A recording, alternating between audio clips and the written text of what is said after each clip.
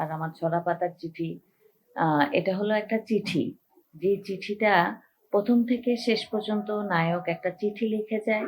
সেই চিঠিটাকে আমি ভিজুয়ালাইজেশন করে দেখিয়েছি। সম্পর্কের গল্পের স্বল্পদৈর্ঘ্য সিনেমা ঝরাপাতার চিঠি কাহিনী চিত্রনাট্যের পাশাপাশি সিনেমাটি পরিচালনা করেছেন শায়লা রহমান তিথি। ২৪তম ঢাকা আন্তর্জাতিক চলচ্চিত্র উৎসবের পর নেপালে পুরস্কার পেয়েছে সিনেমাটি।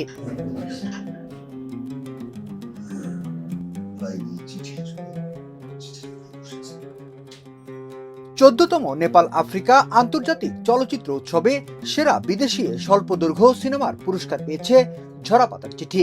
নেপালের রাজধানী কাঠমান্ডুতে অনুষ্ঠিত হয়েছে উৎসবের এবারের আসর।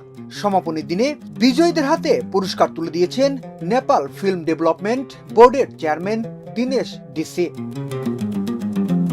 পুরস্কার পেয়ে উচ্ছ্বাস প্রকাশ করেছেন নির্মাতা তিথি। তিনি বলেন, এটি আমার দ্বিতীয় স্বল্পদৈর্ঘ্য সিনেমা। ঢাকার পর নেপালে সিনেমাটি পুরস্কার পেয়েছে। এটি আমার জন্য যেমন সম্মানের তেমনি স্বাধীন চলচ্চিত্র নির্মাতাদের জন্য বেশ আনন্দের। পুরো টিমের প্রতি আমার কৃতজ্ঞতা আর উৎসব কর্তৃপক্ষের ধন্যবাদ। ধন্যবাদ শোবিজ 24। ঝরাপাতার চিঠি নেপালে পুরস্কার পাওয়ার ব্যাপারটি আমার জন্য বিস্ময়কর। কারণ ছবিটি ২০২৫ সালেই রিলিজ হয়েছে এবং ২৫ সালেই ঢাকা ইন্টারন্যাশনাল ফিল্ম ফেস্টিভ্যালে এটা অফিসিয়ালি সিলেকশন হয়েছে এবং প্রদর্শনীর ব্যবস্থা করা হয়েছে দুটো জায়গায়। তারপরে যখন নেপালে সাবমিট করি, নেপাল থেকে অফার আসে, তারপরে আমাদের ইনভাইটেশন আসে নেপাল যাওয়ার জন্য। তো তখনও আমি আসলে ভাবি নাই, ভাবছি অফিসিয়ালি এটা যেভাবে প্রদর্শন করা হয় প্রদর্শন করা হবে।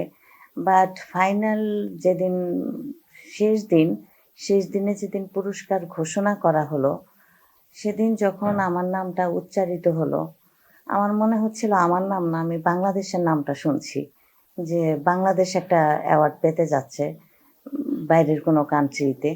তো এটা আমার জন্য এবং আমার পুরো টিমের জন্য এটা সত্যিই খুব আনন্দের বিষয়। কারণ এই ছবিটাতে প্রচুর পরিমাণ শ্রম দিয়েছে প্রত্যেকেই। আমি তো দিয়েছি, প্লাস যারা কলাকুশলী ছিল।